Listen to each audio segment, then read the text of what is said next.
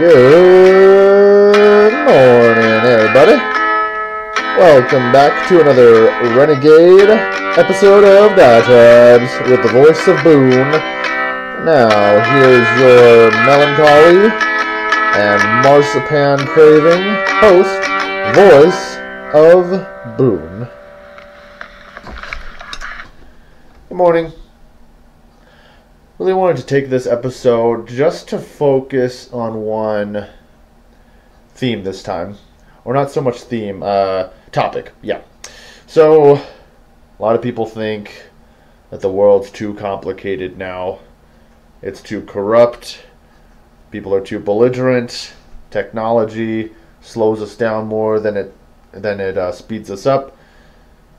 And, in general, the force structure of just about everything is subpar to the way things used to be. So there's a vocabulary word called juvenoia, and I don't think it's necessarily the fear of teenagers so much as it is the idea, more so the philosophy, that every generation believes that they are more intelligent than the one succeeding it, and wiser than the one proceeding it, which is interesting. I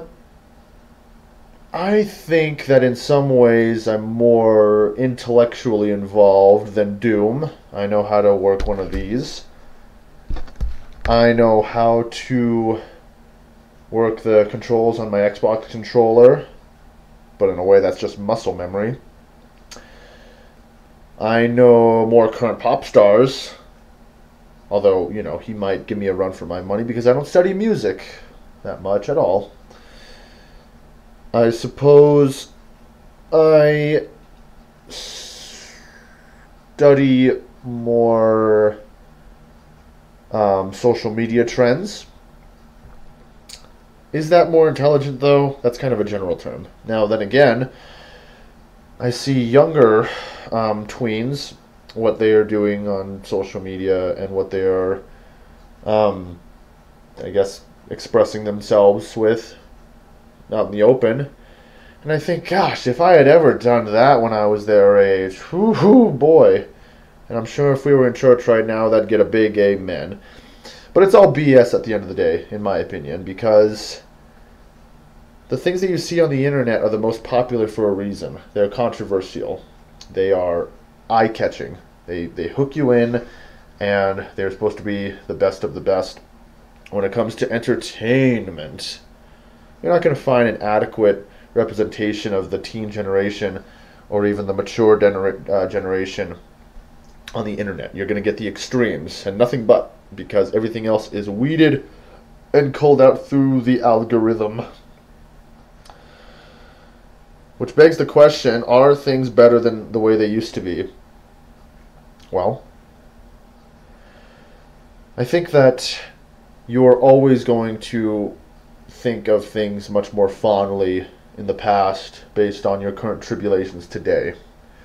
Now, the minimum wage has not gone up in at least a decade, but the average wage has. So it stands to reason if you get an education or you move up the corporate ladder or you get some kind of occupation that actually matches for inflation, then you should be able to keep up much better than someone who has minimum wage.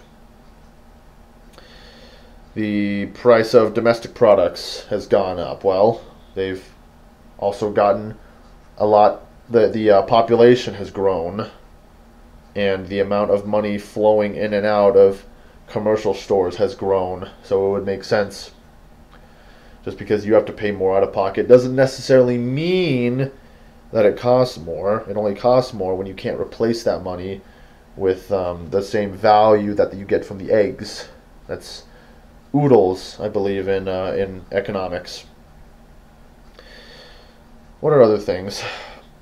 I suppose that it was much easier to meet people traditionally without the internet, without Tinder, without Facebook and Twitter and all those things. You had to just go up to someone and talk to them. Well, I would say that I feel like that's just as much of a time waster as social media.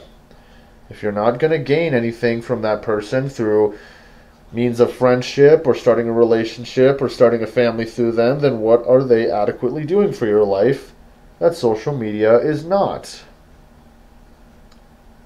I'll wait. I think that social media is a tool, just like the internet is a tool, and that you can use it, you can overly use it or not use it enough, and depending on your preference, it will affect how you feel about it and how it's represented in the world. You know, it's not Orwellian. I don't think society is Orwellian at all.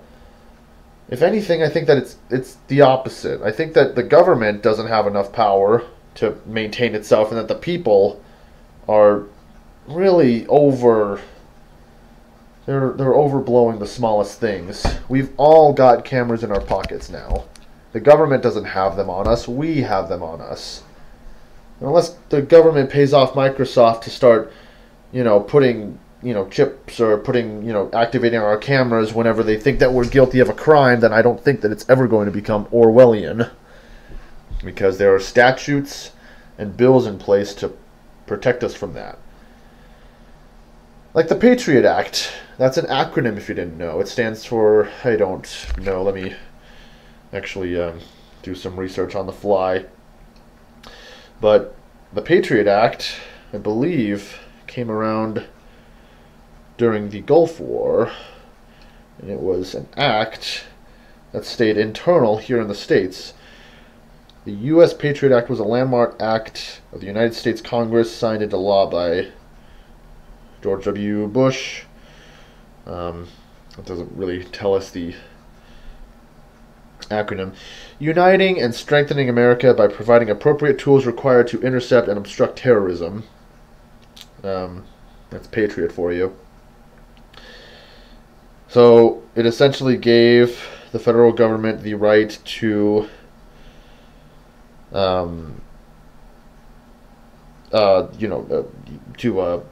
expand surveillance into phone usage and computer usage in order to counteract terrorism. More cybersecurity, essentially. But that's it. That's all I'm going to give you. All right? And even then, I think that people are legislatures are starting to reform that law. And if you saw my last diatribe, you'll know that I feel like they're not working hard enough. And that they need more, well, rather, less of them need more power. Sorry, let me start over. You need less government bodies, and you need the ones that are left to have more power. Simple as that. You need our leaders to be able to act, and they need to be able to do so without all this confounded, all these checks and balances that we've placed, on ourselves in order to look more democratic. We are democratic. You can vote for your leaders. That's the basics of democracy. We're a direct democracy. We don't. Why do we need all those checks and balances to, whatever? I don't know. Maybe it's just never going to be good enough for some people. Maybe people would just much rather have it back in the 1960s when you had political assassination and worries about nukes and hardlining, racism, and men being killed in a foreign land because leaders were more worried about maintaining capitalism than the sanctity of its citizens. Or maybe we should go all the way back to the 1920s, the Roaring Twenties, when America took away its own right to consume alcohol. And hey, come on, Doom, you've always said that you've never heard a politician say, "Oh, I was wrong, sorry." Well, come on. What about the repeal of Prohibition Act? What was that, the 21st Amendment? 27th? Regardless, it was an amendment, and was basically saying, yeah, you all can drink again. No, things were better back then. You had people like Al Capone running all of Chicago, the Valentine's Day Massacre, you had the Dust Bowl, you had World War I, you had, the aftermath of World War I. But hey, at least you didn't have all this confounded technology, all these cultures clashing, all these, politicians that are actually more worried about what we think than what the other side of the world is doing. I don't know. Maybe we just need to take it one step further. Things were way endlessly better back in the 1850s, where we almost went to war with Great Britain. Slavery was on the up and up, the sugar trade, probably all sorts of crimes being committed by bandits and highwaymen, and all those families in Africa being torn apart because their own people were selling them here to the States. Just constant fighting over whether slavery was constitutional or not. Whether Texas should be free or be its own country. Could you imagine that? No, things were way better back then. You didn't have someone like President Biden tripping on himself and having a bunch of dusty documents gathering dust in his car. No, we just can't stand for that. We'd much rather go way back. Back when you could trust the media, which, yeah, it makes sense. As time goes on, more and more media outlets are popping up, so everyone's going to have a different. And by the way, how do you know that you can trust them? What, just because there's only 2 or 3 news outlets, one of them's got to be telling the truth, so, well, every story has a little bit of truth to them. No, it doesn't. That's the stupidest saying I've ever heard. Every story has a little bit of truth in it. I could make up a story right now and post it on 4chan or Reddit or Facebook. It doesn't have to have any truth to it. Who invented that law? Whatever. I digress. I think that things have changed for ultimately the better.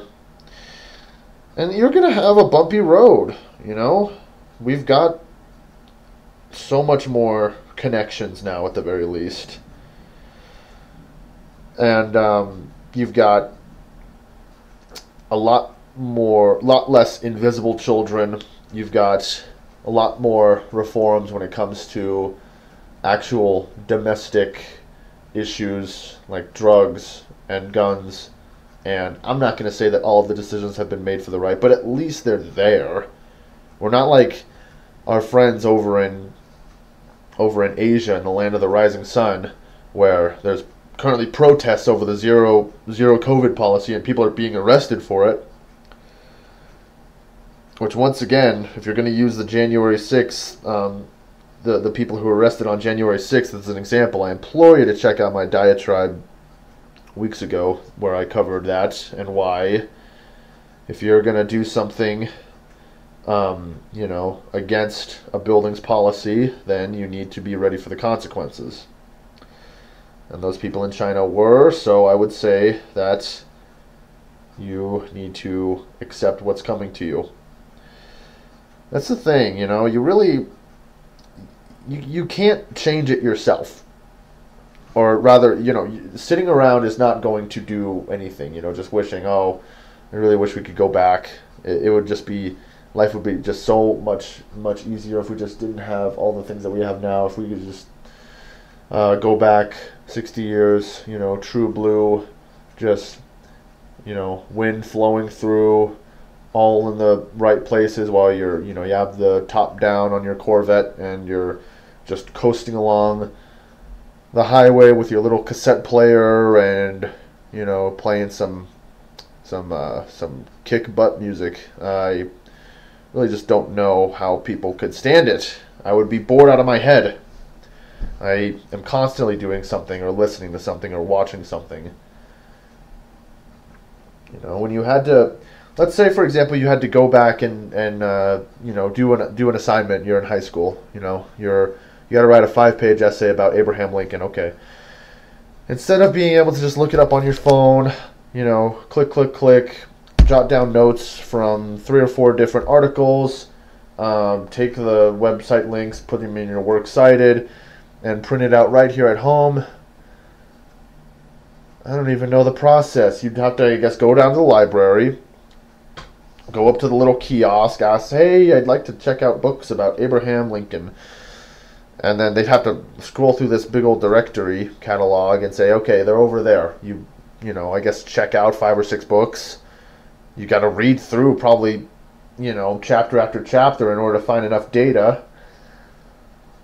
Then you return them to the library, you get your typewriter, you probably hope that you never have to make a mistake, because then you'd have to start all over, otherwise use that little epoxy, glue, white paint stuff to paste over your mistakes and then type over the dried paint. No, that was way more preferable to just being able to do this. I can't, writing a 5-page essay here, just throw me in a coffin. I wouldn't be able to make it. And we shouldn't have to, and we as the American people deserve better. It's absurd. It's ludicrous. And it's lackadaisical. I don't think I'm using that adjective right, adverb. But who cares? You don't need to have everything be so unbelievably pompous. Like, it's like to kill a mockingbird. Everyone's, all dazzled up in their suits, and everyone's clean, and there's no hip-hop music, and there's no graffiti, and everyone's got a cool car. What's the point?